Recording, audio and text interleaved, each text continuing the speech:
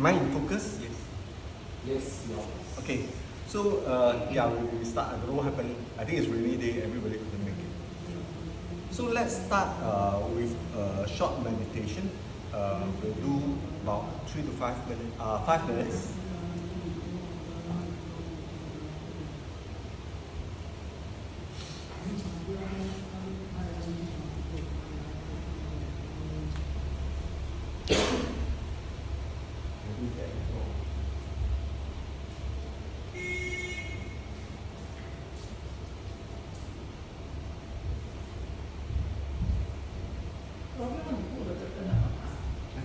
Okay, like if you are okay, are you okay? Okay.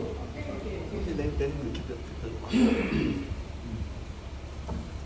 Okay. Start.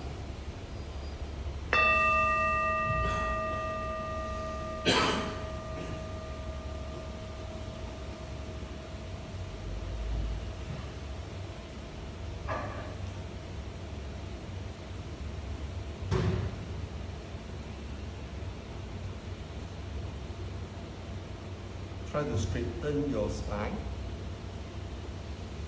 Relax the rest of the body.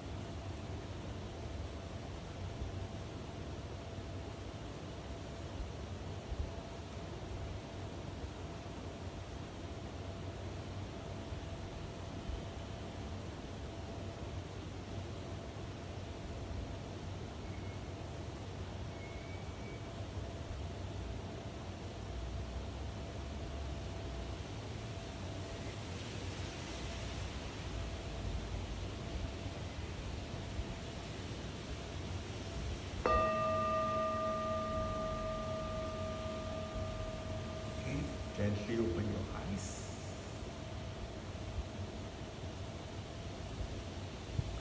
So a quick revision. Last week, I talked about the 8 consciousness. Okay, but I only covered the 6 consciousness in the last time. So maybe I will continue. So human beings are called sentient because of our consciousness. Okay? The 5 senses are our first 5 consciousness. Okay? The eye, the ear, the nose, okay? The tongue, okay? And the touch. These are the 5 senses. And from the eye, of course, we see. From the nose, we smell. From the tongue, we taste. From the ear, we actually hear. And from the touch, we actually feel. And all this collection of information and so-called goes to the mind, which is the 6th consciousness. The 6th consciousness actually allow us to decipher all this information that is collected and started to form a perception. All this perception is based on our experience, right? I said already, whether we like this thing, we know this thing, whether this thing is good, whether this thing is bad, really depends on what is the experience. And from the experience, I went ahead to describe emotions, okay, which is part of the experience, right? What is the other one? Is habits, right? And then the third one is cognition. That means we recognize, okay? We recognize something is cognition. And I call them obscuration. And sometimes it became an obstacle. So experience like emotions, habits, right? And cognitions are actually our seventh consciousness. So this seventh consciousness, besides the other six consciousness, cause us to continue to live, whether we think it's a good life or bad life, or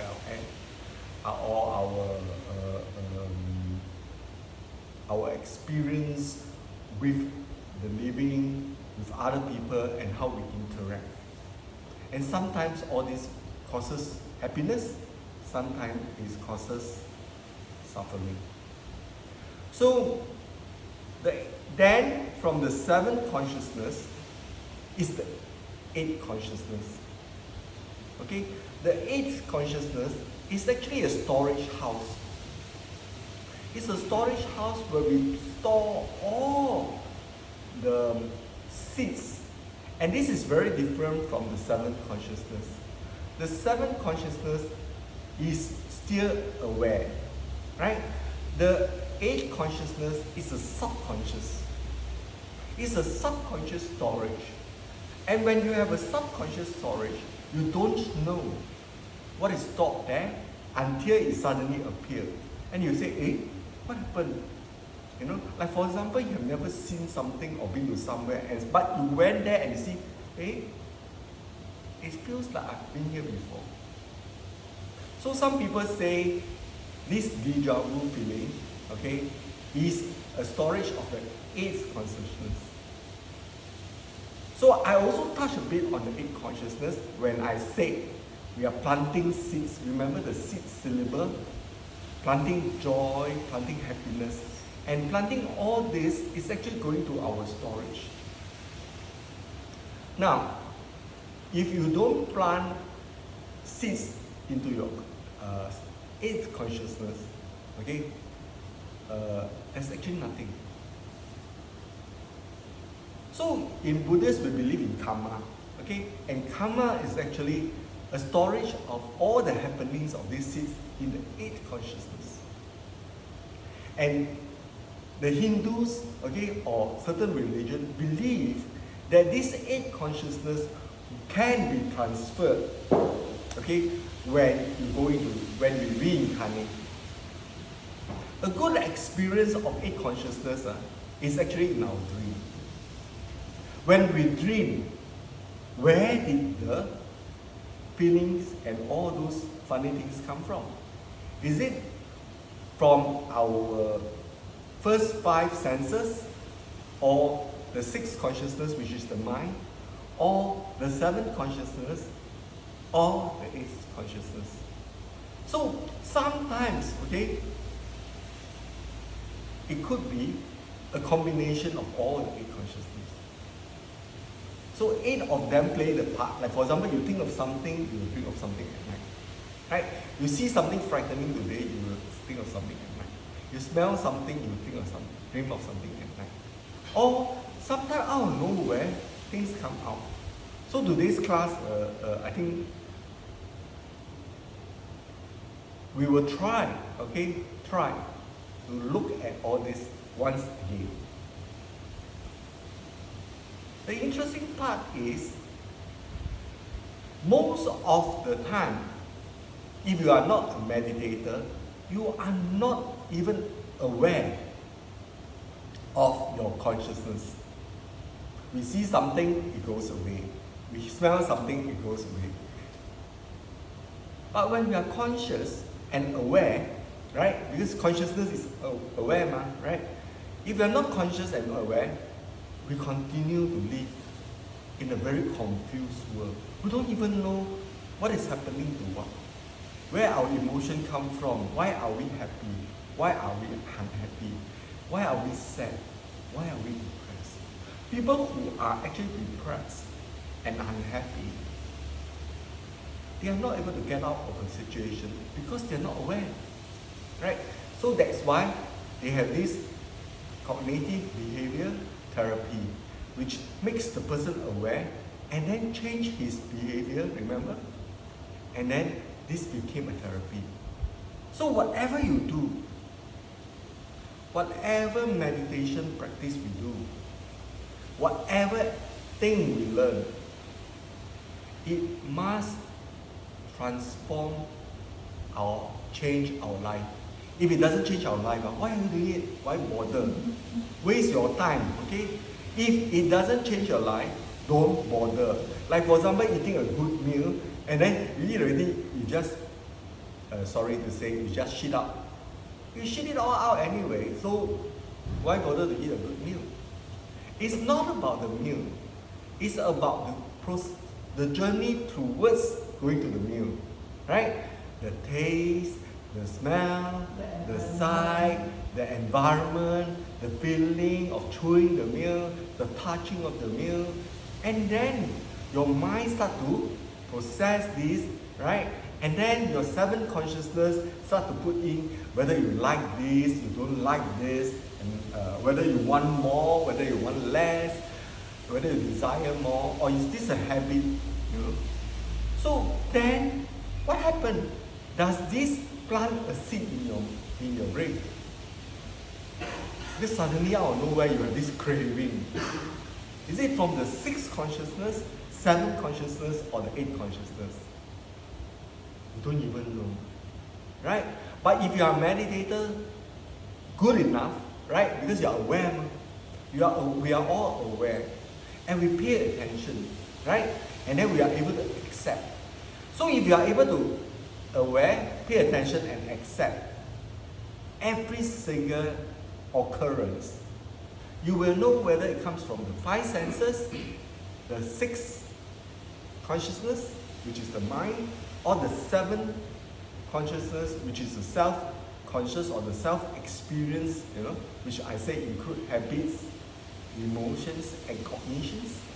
And is it from your subconsciousness, which is the eighth consciousness?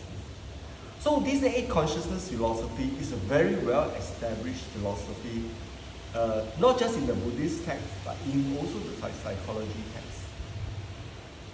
So if you study psychology, you will understand this. I encourage everyone to read a bit on this, because then you are able to differentiate.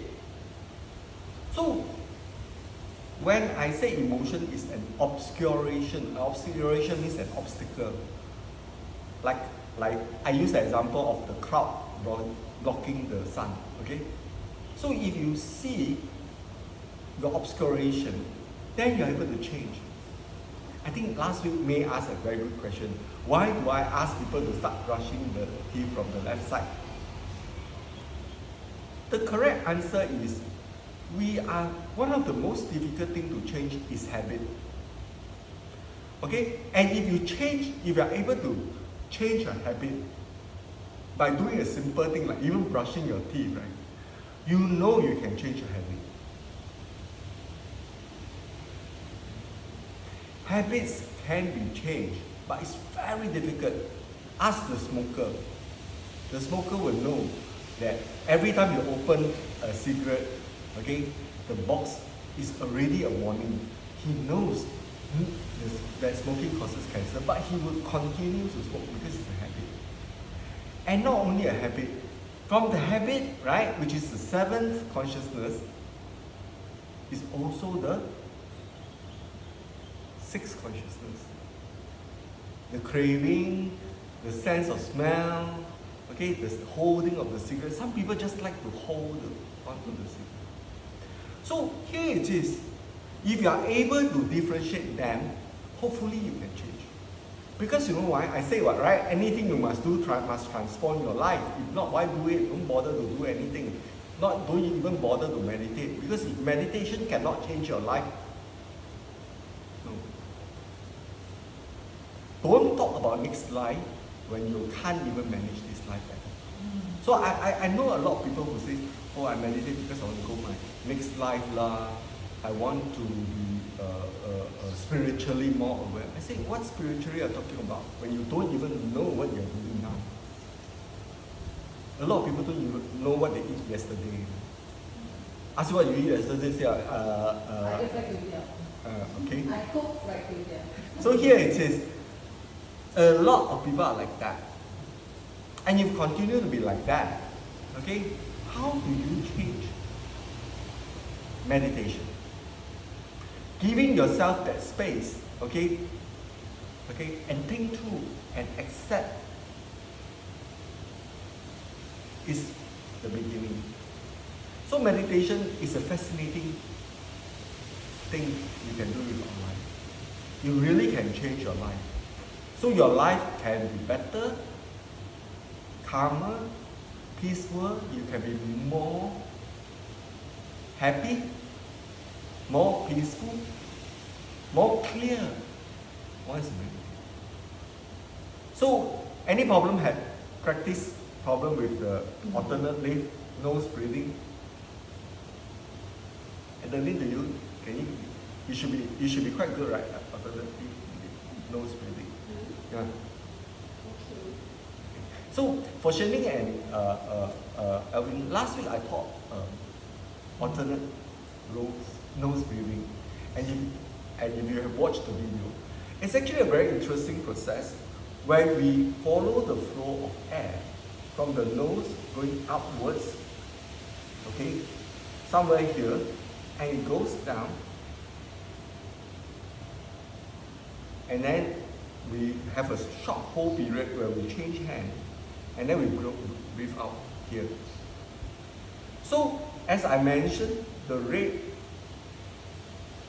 left side represents our greed and our hatred, and the right side is the white color channel, which represents our ignorance. Ignorance is the reason why we are here. Okay, we are ignorant always. And meditation is trying to help you get rid of ignorance by being aware, you pay attention, and you accept. There's no way to get rid of ignorance. We are always ignorant. And the ignorance, as I explained, is caused by all this consciousness that you have. So shall we practice this together? Okay? Now, this is the way to hold your finger and your hand. And if you really cannot, like last week we have a friend, Marcus, who couldn't, I suggest the gun, okay, method, because that will relieve him of this hand problem. But if you can, please don't use the other one. Use this, okay? So use your thumb, okay? Press on to the right nostril, okay, and breathe in, and then hold, change hand, and then breathe out. As you breathe in and out, visualize your air, feel your air going in, go down to your chest, go to your abdomen. When you hold, there's a crossover, and change hand, and then it goes to the other side. And when it goes to the other side, you hold for a while, okay? Don't change hand.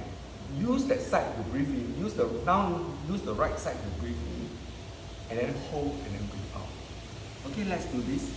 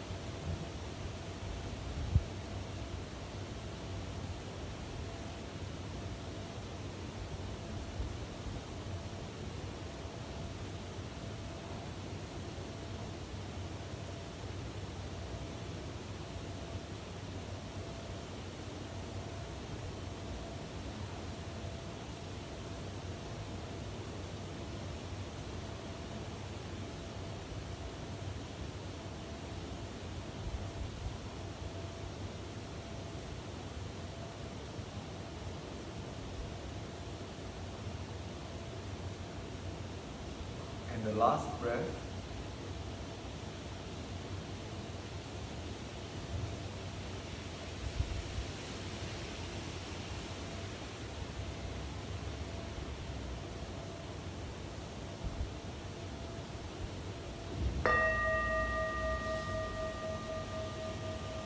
Now it's important not to rush through. A lot of people go through the motion and rush through this procedure. The only way you can actually benefit from this meditation is to keep being aware of the flow of the air. And then keep being aware of the whole. Keep being aware of the air coming out. Any problem so far? Any question? Okay, if no question, let me go through another procedure today, a new technique, probably to some but not to all. It's the body scan method. The body scan method of meditation is one of the most important methods, okay? And it teaches you to be aware. Okay? Aware, pay attention, and accept. Accept that our body is aging every day, every moment. Accept that our body is still alive, is still well, is still able. Accept and appreciate, okay, that we are healthy, okay, we are well. As I explained, one of our colleagues is having some difficulty and discovered that she had cancer and everything. So here it is, right? During our meditation, we can also dedicate kindness to them. Now, this body scan method actually helped me personally when I had an anxiety attack, okay? There was no way seeing the doctor, seeing everything, getting psychiatrists, taking medicine really didn't help until, okay, I found this method from Guruji, okay, and he taught me this method. In yoga time, it's called Yoga Nidra. But as I explored, I read books because it helped me. I wanted to find out more. And I practiced, I learned from other teachers and found out that it's actually a very simple method. It's called the body scan method. And I'm going to teach it today. So I want you all to relax your leg. Okay? Maybe if everybody wants to, you can stretch it out. Okay? Either make sure that your legs is not very well, is not too straightened. The muscles are all loose, right, and relaxed. There's only one part that you need to keep straight, and that's the spine. Okay? So it's a guided meditation method, and I will give you the instruction, and you follow me with the instruction. Okay? You can close your eyes. Put your hand in a comfortable place. Relax your body. Take 3 deep breaths.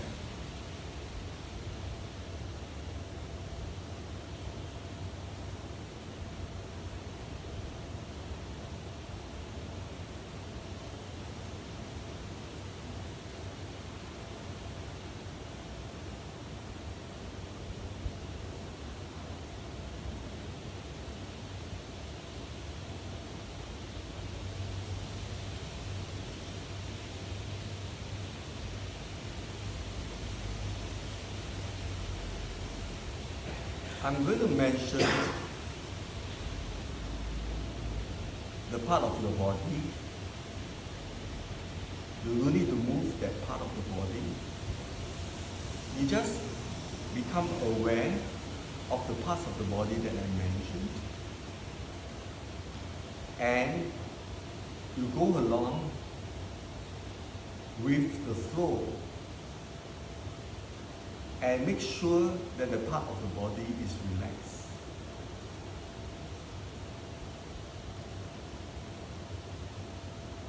Let's start with the face,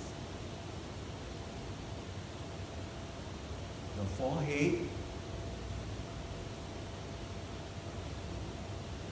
your eyebrow,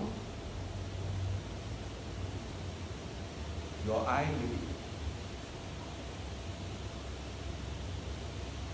your cheek, your nose, your mouth, your tongue, your chin, your neck, your shoulder, your finger, your thumb, your second finger, third finger, fourth finger, fifth finger, your palm, the back of your palm, your wrist, your arm,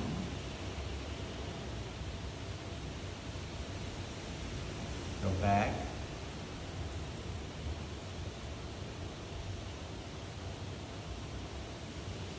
now your right toes, second toe, third toe, fourth toe, and fifth toe. Your feet, base of feet, back of feet, ankle, calf, knee, thigh, and abdomen. Now we go to the left side. Left shoulder, left finger, your thumb, second finger, third finger, fourth finger, fifth finger. The left palm, the back of the palm, the wrist, the arm,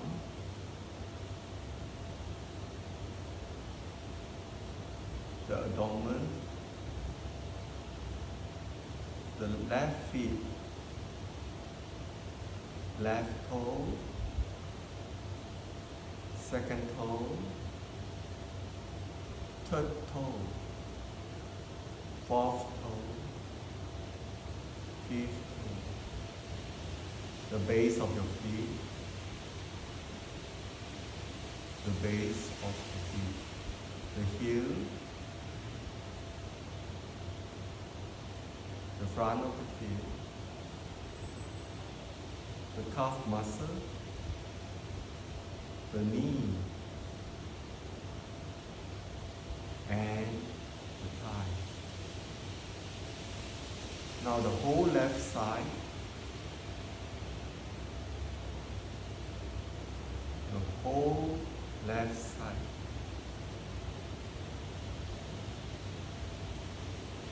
The abdomen and the whole right side. The whole right side.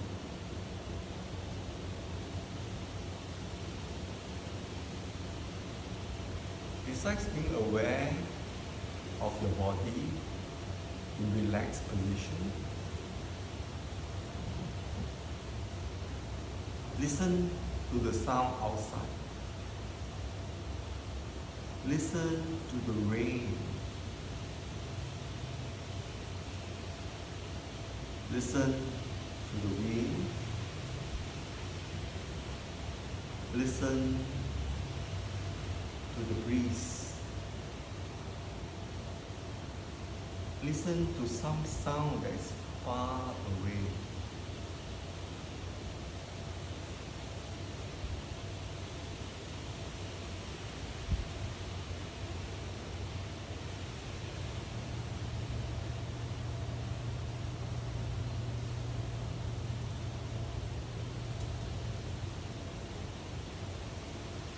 Straighten your spine.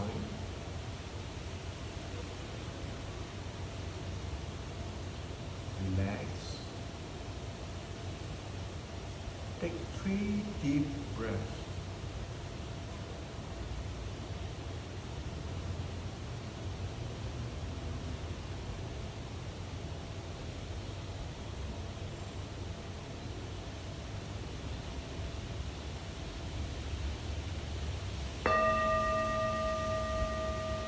Slowly open your eyes when you're ready. Okay, stretch a bit.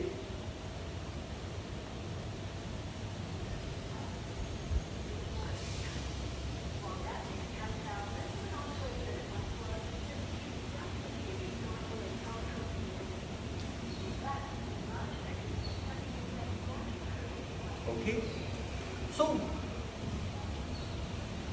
Yoga Nidra is actually a form, okay, of treatment that is so-called the higher practice in yoga. And it's a form of meditation like a hypnosis, but not unlike a hypnosis where they bring you to another place. Remember the last week I did the hypnosis of imagination type of meditation.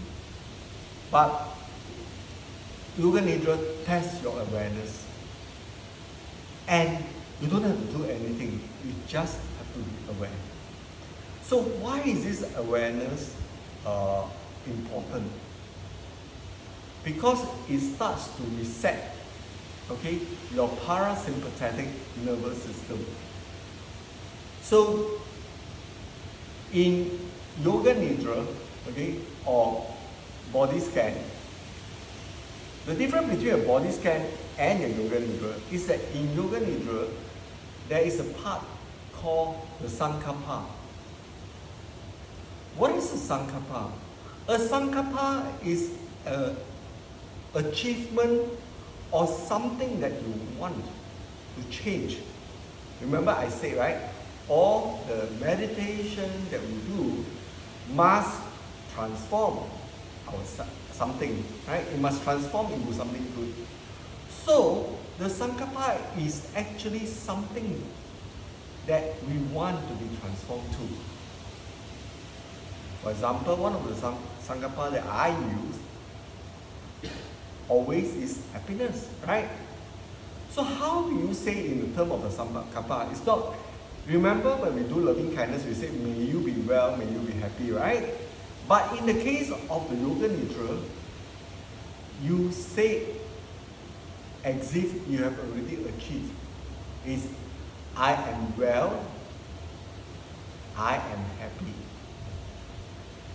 For those people with other intentions, I am rich, okay, I am prosperous. So then, of course in the class some people will ask me, by doing Yoga Nidra, can I really be rich and prosperous? Can or not? Yes, yes, you're right. Whether you're rich or you're poor, it's not how much money you have in your pocket. It's actually in your mind. When you're rich, okay, you don't crave, okay, you're no longer greedy, you are no longer desperate, you already have content. This contentment, this satisfaction, this happiness is all in your mind. So rich has nothing to do with whether you're $1 million or $1,000. If you think you're rich, you're rich. If you think you're poor, you're forever poor. That's why the rich man who always want more money is always poor. Whereas the poor man with enough money, right, always rich.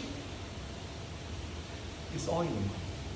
So in a case of the Sankappa, you are able to transform that mind. So where do you add on your Sankappa?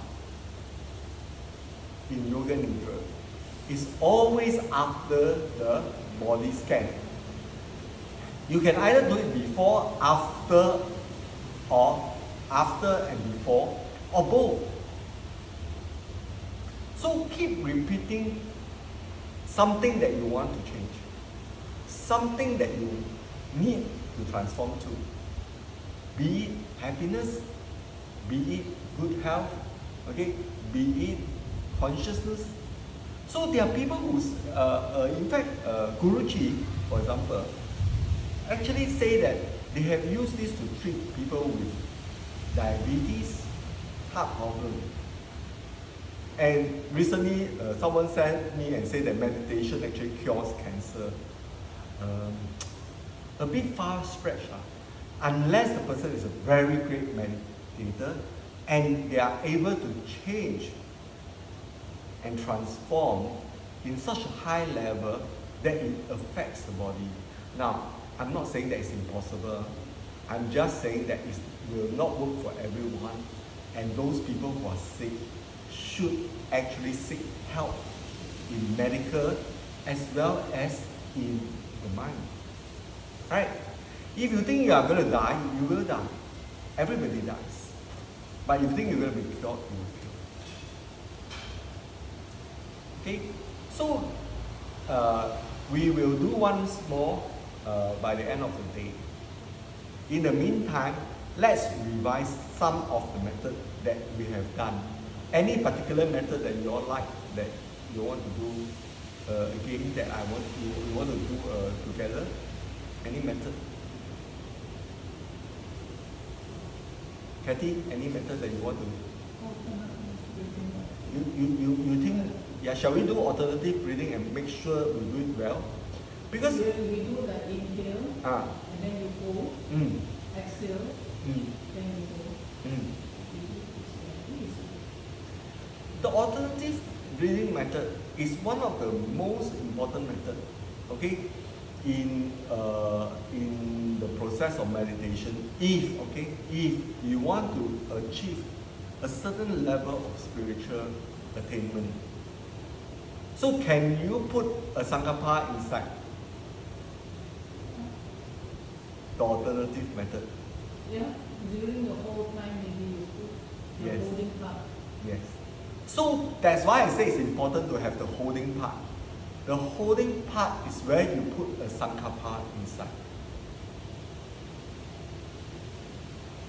So if you hold, whether it is in between stretching your arm or when you exhale everything, that part is where you tell yourself, I am well, I am happy. Shall we try? Let's try.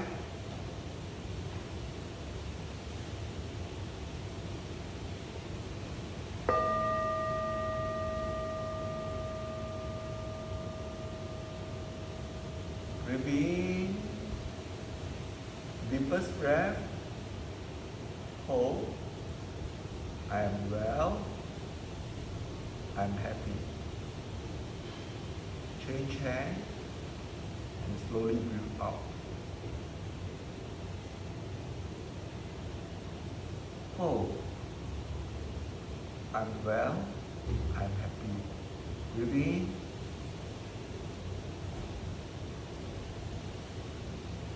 Hold. I'm well. I'm happy. Change hand. Breathe out.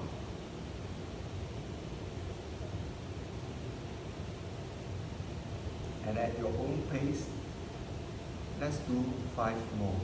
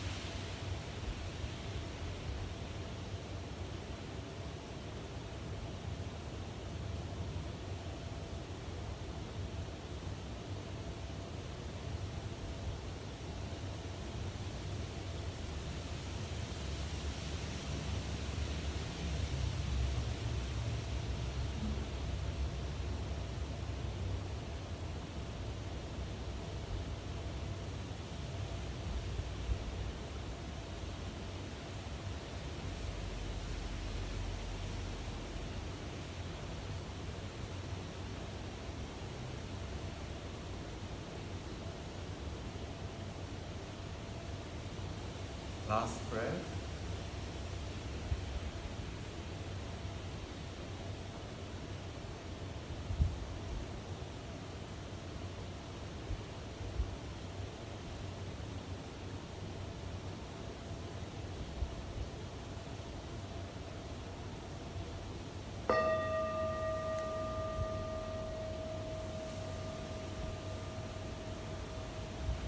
So, where is the Sankappa consciousness? Where is the Sankappa consciousness? Is it in your the five consciousness, the six, the seven, or the eight? Alvin, what do you think? Huh?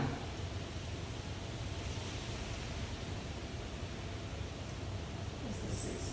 Mine is the six. Mine is the sixth. The sixth consciousness. Okay? Yes, it is an affirmation of the mind. That means you try to affirm and tell yourself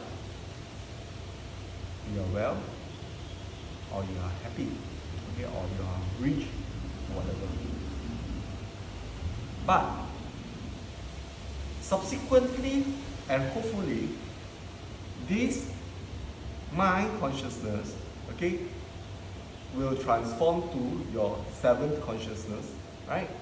And change some of your experience, your negative experience, whether it's your negative emotion, depending on what you actually wish for. And subsequently from the seventh consciousness, move to become a seed in your eighth consciousness. Now, this moving process is a test of your awareness.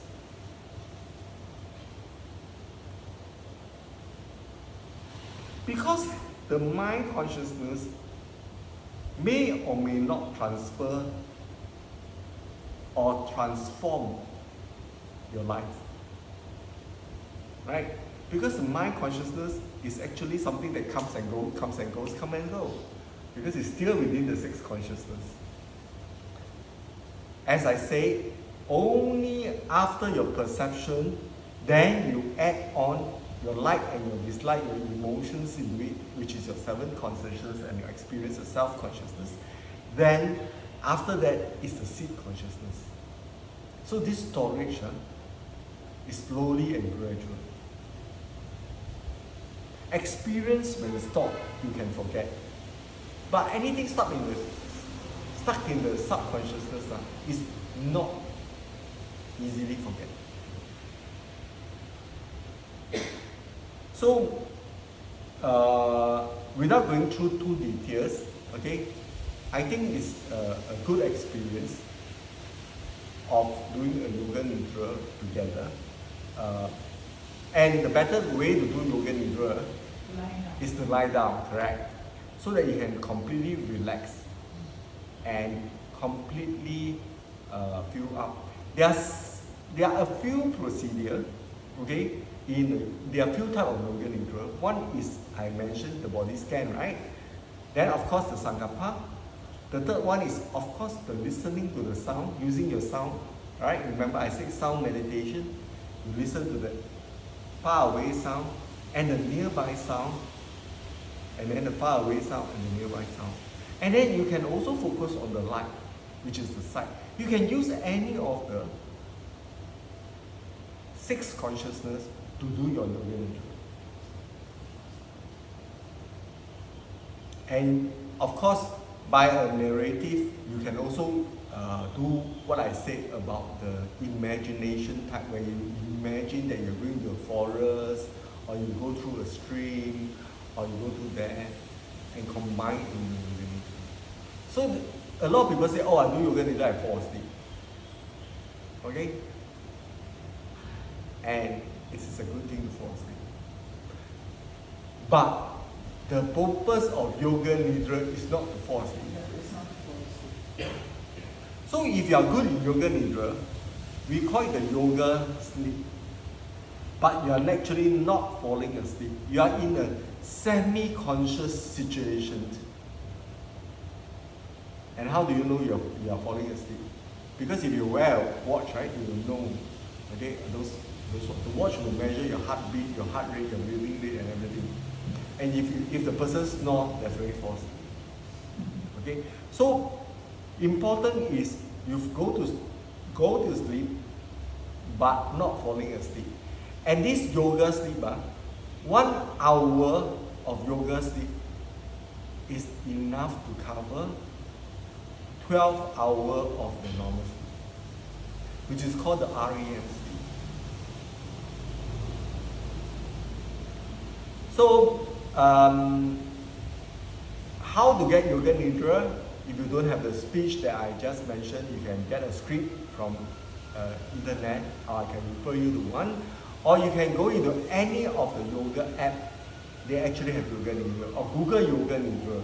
YouTube has a lot of yoga nidra and talk. You don't have to look at it, you just listen to it. A podcast is a lot of yoga nidra. So get somebody's voice that you like. Maybe my voice is so nice. Okay, get somebody's voice that you like, and you do that yoga nidra exercise.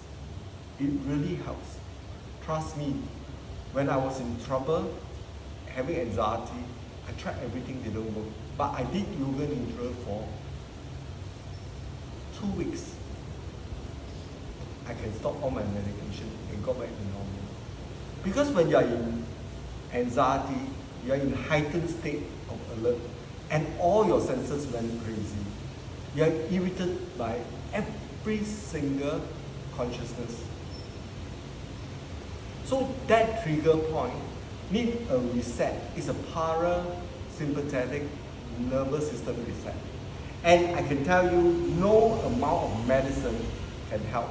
Although we know about serotonin, we know about all adrenaline, we know about all the various body chemicals that actually happens, none of these medicine actually reset your own purpose. So that's why it's very important. Okay, shall we do once, or are you all so tired that maybe you will fall asleep? If you are too tired, fall asleep, then we do side salutation. Shall we? Yes. Okay, let's do the sleep. Lie down. I'm not going to turn off the light because I know people will fall asleep.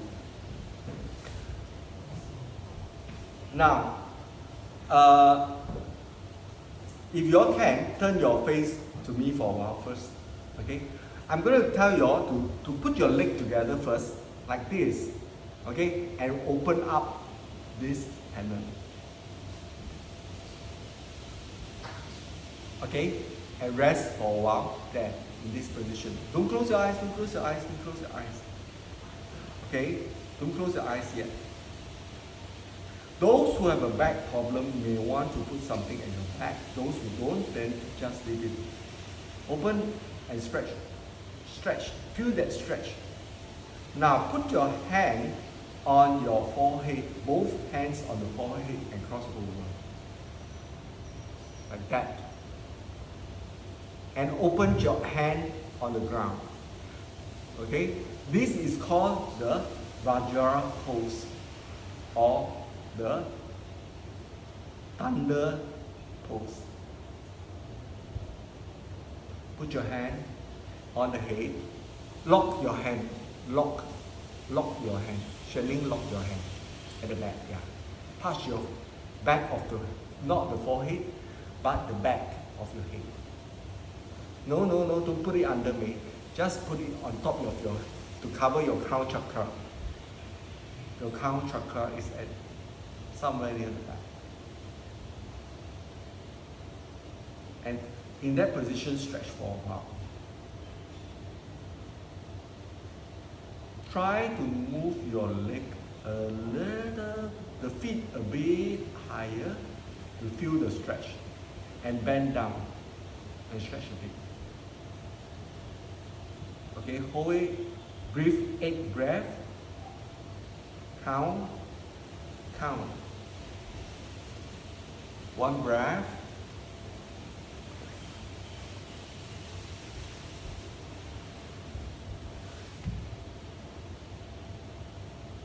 Two.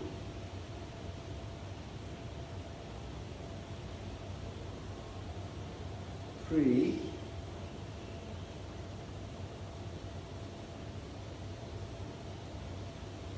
Four.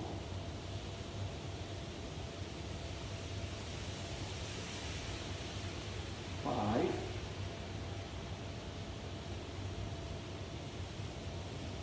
Six. Seven. And eight. Now relax your leg.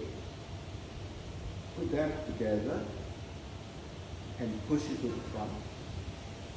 You'll feel your muscle relaxing. Don't straighten your leg too straight. Put your hand back.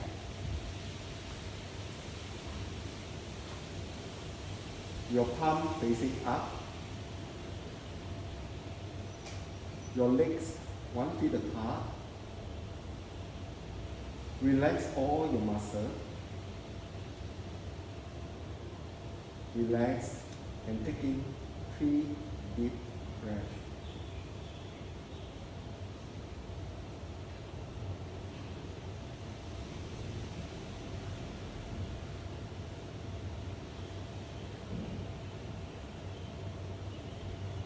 Two.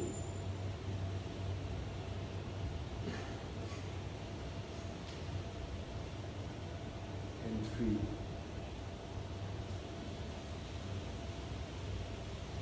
Let's start with the right side.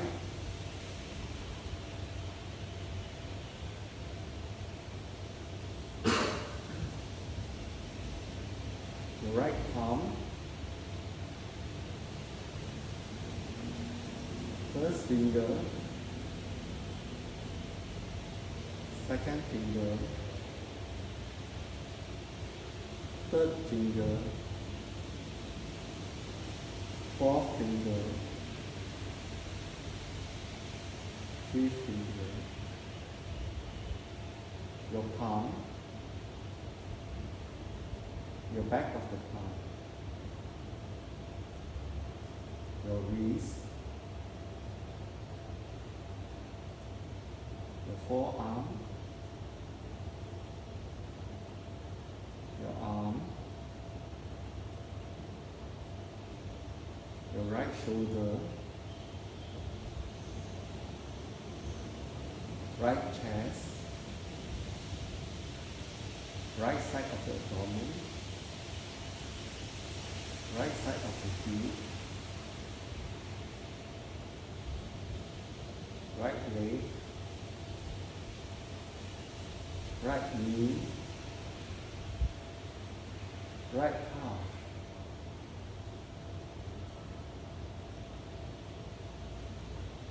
First toe. Second toe. Third toe. Fourth toe. And fifth toe.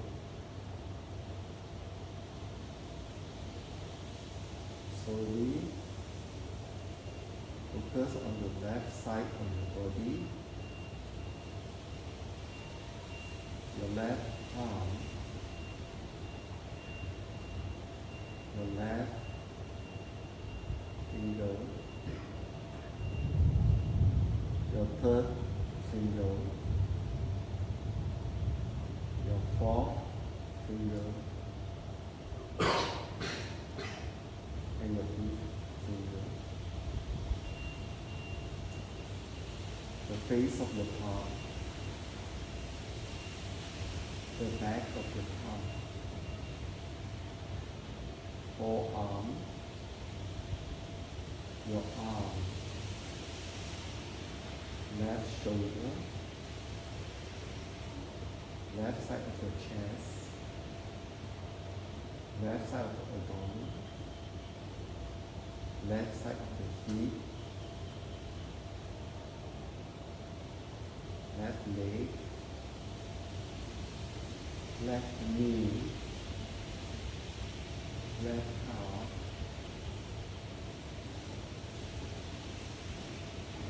first toe, second toe, third toe, and fourth toe,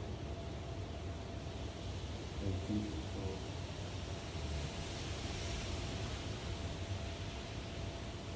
Now think of your Sankappa and repeat your Sankappa 3 times.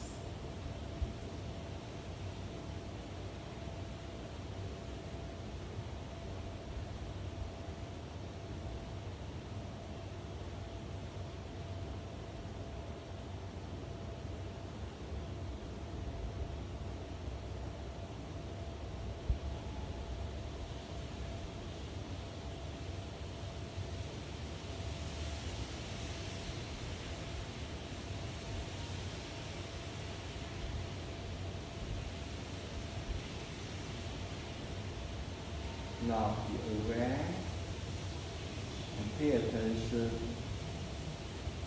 to the sound outside.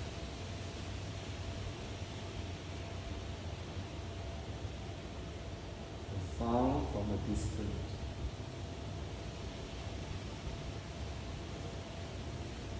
The sound of the wind.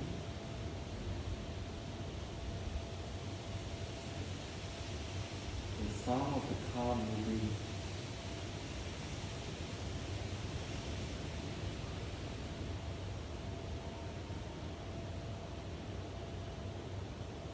Be aware of the sound of the room,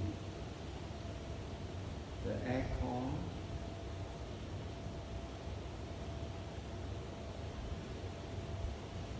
the blowing,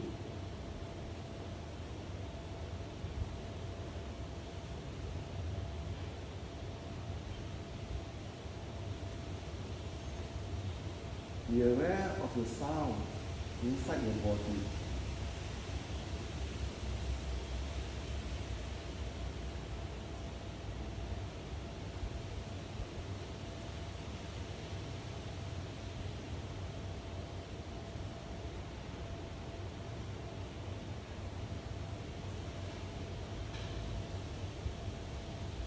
Pay attention to the sound outside again.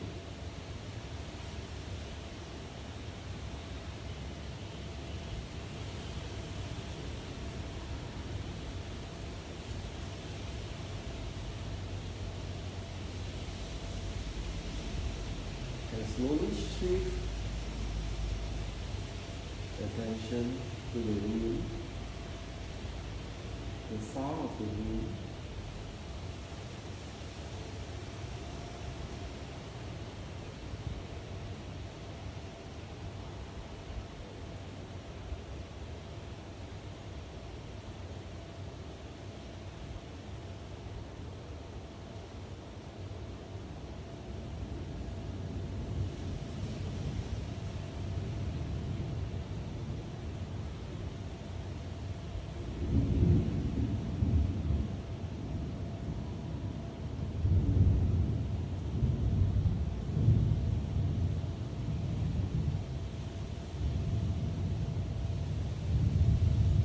your Sankappa.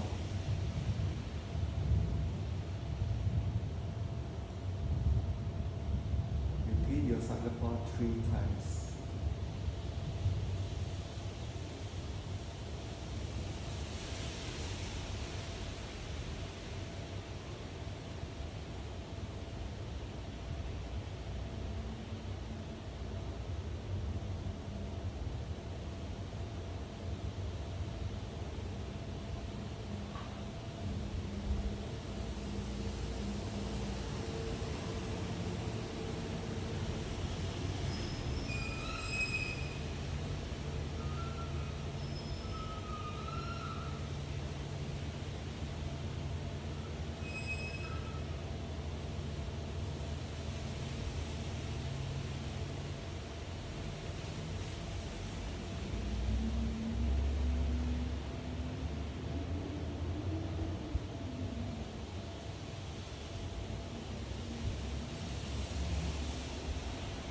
Come back to your breathing.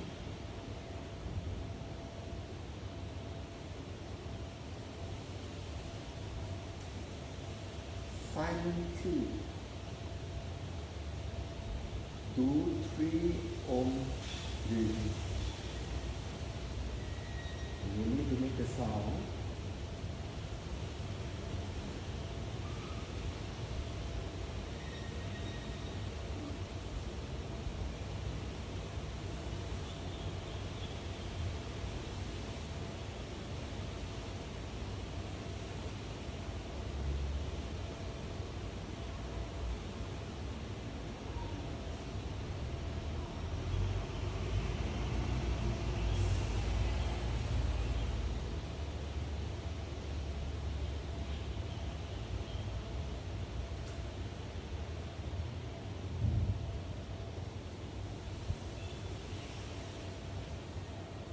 Slowly, gently. When you're ready, open your eyes.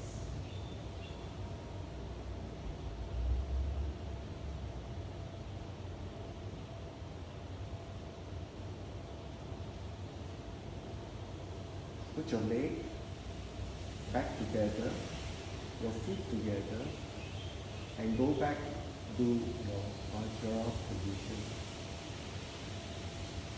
Slowly. Slowly. Use the Vajra position to do a stretch.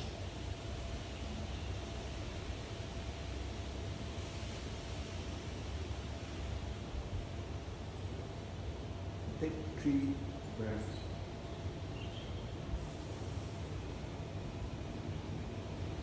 Okay, everyone, slowly release the leg. Okay, and turn to your left side. Turn to your left side. Now, with your hands, one hand under your head, one hand in front of your chest. For those who can't see me, one hand in front of the other hand in front of your chest. Use your right hand to gently push yourself up. Okay, stay there, stay there, stay there. Okay, stay there. Okay, and slowly get up. Now it's very important. This getting up position is the method that will prevent you from having a stroke when you wake up. Why? The majority of the people who get stroke, okay, is always when they wake up. And when they wake up, they will just jump out of the bed, spring out of the bed, whichever way you're waking up. If it is very abrupt and very sudden, okay, you will have a stroke. And when you wake up, as what I teach you, first turn to your left side or your right side, use the other hand and push yourself up. And stay there for a while. Just make sure you are steady and slowly sit on the bed. Do not jump out of the bed immediately. Even if you need to go to rush to the toilet, you need to stabilize first. The other part where people have an accident is they fall in the toilet. Okay, falling in the toilet is another reason, okay, why people actually die. So, how to get out of bed is important. The sleep yoga is important. The Sakapa is very important. I hope it's useful because you can go back and practice Yoga Nidra, okay, and use this method to improve your quality of the sleep or improve your life by transforming. Okay, any problem so far? Now, if not, then let's do some stretching. And then bend slowly. Go back up and then bend backward. Remember to breathe. Don't stretch and then didn't breathe. Okay.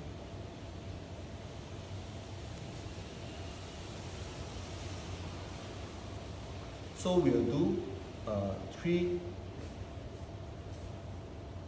Om breathing.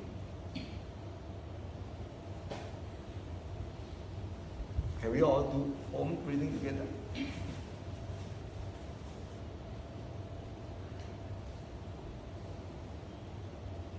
Breathe in.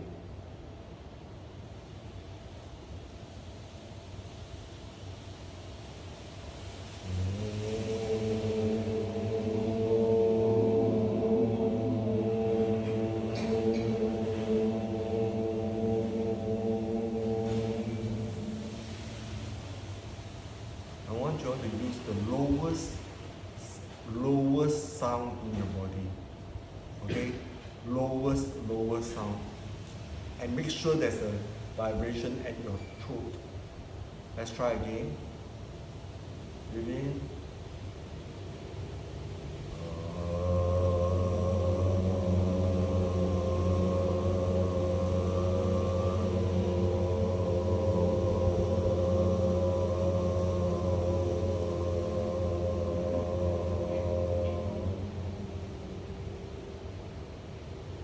Breathe in. Breathe in.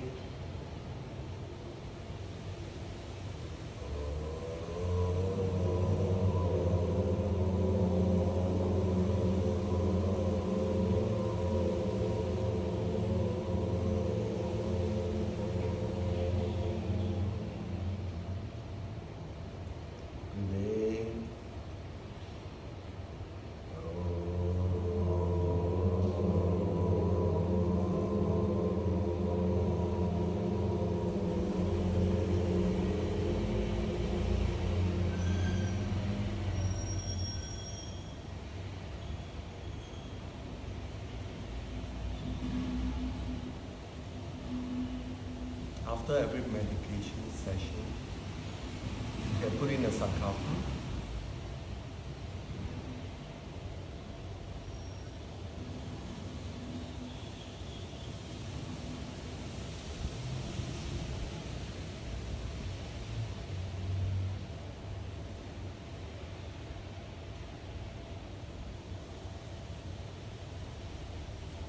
Besides sankalpa, you can also bring in a dedication. You can dedicate to someone else. May the person be well. May the person be happy.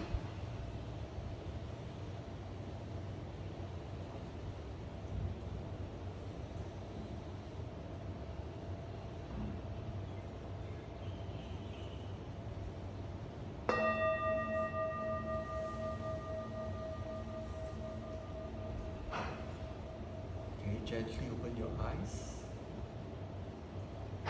Now it's very important to actually understand what is the difference between an affirmation and dedication. So people go to the temple, right? They always pray, right? And they always chill. Okay? They always 许愿. Okay? 许愿 means making a wish.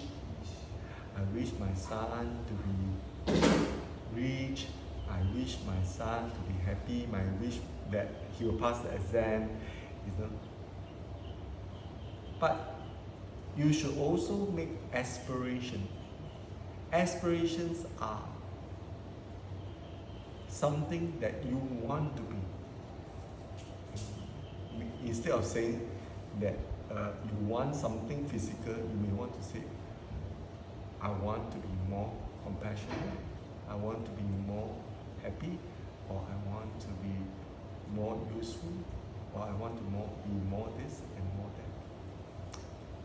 But a sankalpa is a situation where you already reached, even though you didn't reach, but you already reached. And that's called affirmation. Remember? Aspiration and affirmation. Aspiration is what you want to be. Affirmation is I am already here. Right? Even though you haven't reached there, you already affirm that you are there. So by putting these two together, okay, you actually form a different mental state. And that's very important. So between wishes, aspiration, and affirmation. So you see people go and pray, you know, it's all about their wishes, right? But instead, they didn't have an ability to aspire to transform. But if you have meditated and you have done something good, then you are able to confirm that you will reach there and you are going to reach there. Then that's the affirmation. So all these are actually stages of meditation where we each go through. Since this is, I mean, for most of all of us here, it's the second class already, and probably I won't be teaching much more.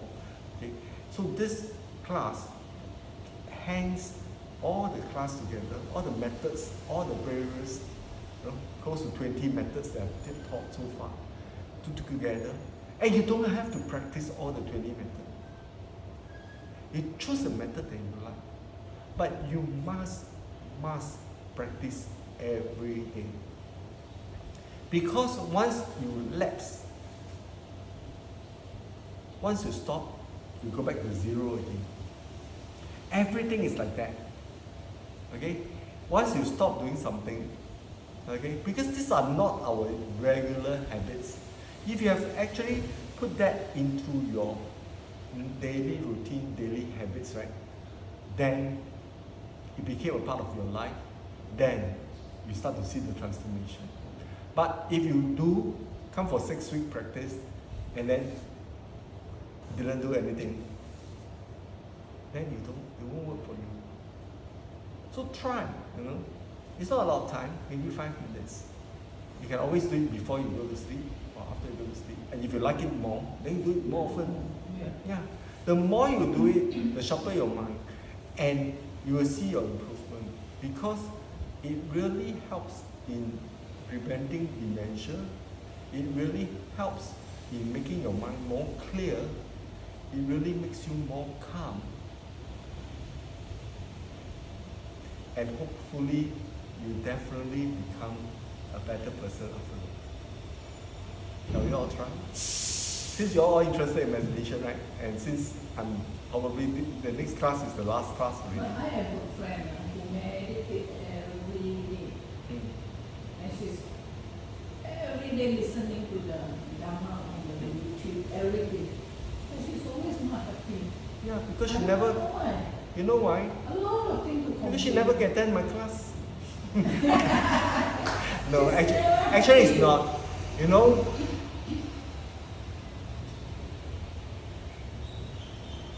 meditation is finding the right people, the right teaching, the right technique.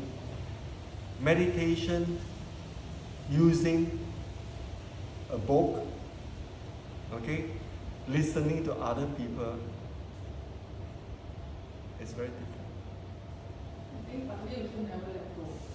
No, letting go has nothing to do with this. It's the technique. So the meditation technique that the person used, okay, is wrong. You people also went meditation for a long time. I've seen a lot of meditators. I told you last week about this friend that I know who meditated all her life, professor of psychology, okay, committed suicide. How can the person who meditates commit suicide? Wrong method. If you continue to use meditation, okay, for the wrong reason, and you repeat it 100 times, you are taking poison every day. So meditation, like any other thing, okay, must be used with the correct mindset and the correct technique. And whether you get the right technique or not depends on how long you practice and who are the teacher. That's why the teacher is still very important. In any case, right? If the teacher is a lousy teacher, ask you sit down and meditate, follow your breath. You can sit there for your rest of your life. You can become a tortoise. The tortoise meditate. Did he reach anywhere? I don't know whether the tortoise is happy or not. But here it is, a lot of people who meditate using the wrong method suffer. Because they never got their meditation right.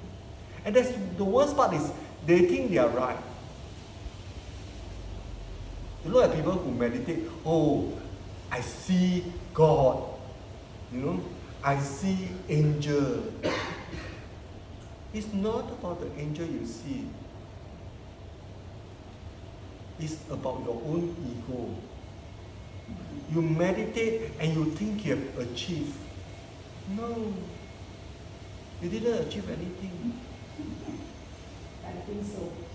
You, the more you tell people, I meditate, I see this, I see that, the more you fall into the trap. And the most recent one she told me is, oh, Katie, you do this chanting, your life will be better, you will be reborn, you know what, so good, so good. I said, oh. Who cares what you're going to be reborn at? If you can't even, yeah. if you can't deal with now, the power is now. The power is not tomorrow. The power is not the future. The power is now. If you are able to settle your problem now, don't tell me anything else. Yeah. It's not that I don't believe. I am a firm believer. Oh, you see ghosts, good for you. You see angel, good for you. You see the Buddha, good for you. But if the Buddha talk to you, you better be careful. Okay? You can talk to the Buddha, but the Buddha start talking to you, as I said, please see the psychiatrist, because you definitely have schizophrenia. Okay, you're hearing voices. Okay, so here it is. It's all about your ego. The people who tell you all those things, and you choose to believe. When you choose to believe, what happens? You start to hope to achieve. You want to be like the person. You want to reach this, reach that. She told me, oh, we do this chanting so that whatever thing comes to you also can Sure. do that. I always say yes, sure. Yes. Okay, good for you. Yeah. For me, I look at a person. If the person, his life is still shit, right? Yeah. Then you want to follow, go look and follow. Yeah. I think I'm not saying that my life is better, but I know, okay, I have changed. And if your meditation doesn't change you, please don't bother. Yeah. Go and do something else with your time. Even the 5 minutes also don't waste. Okay? Go and do something else. Mm-hmm. So if your meditation change you now, not tomorrow, not next life, not this last life, this life, next life, don't care. Now. Then it's 5 minutes well spent. Okay, with that, thank you very much for today. Okay, so tomorrow, next week is the last class, right? Mm. I want everyone to go back this week, okay? Be more hardworking, test out all the methods, okay? Test out everything. So next week, if you have any queries, please bring out and we'll try to solve your problem. And but it doesn't mean you can't contact me after this, okay? It's just that probably I won't be conducting any more classes. Yeah. If you all know me well, I normally have to practice and rehearse my class, prepare notes, I prepare things. It's quite a lot of things to do. Maybe it's time by then. Hopefully, we will all meet in the meditation group chat online. Yeah. If anything, then we can still conduct things online. Okay. Probably I will not be in. Next week. Yeah, they're traveling. Oh, good, Traveling good, good. to Taiwan. Wow, good, good, good. So go there and practice. If anything, call me. If anything, okay. Thank you.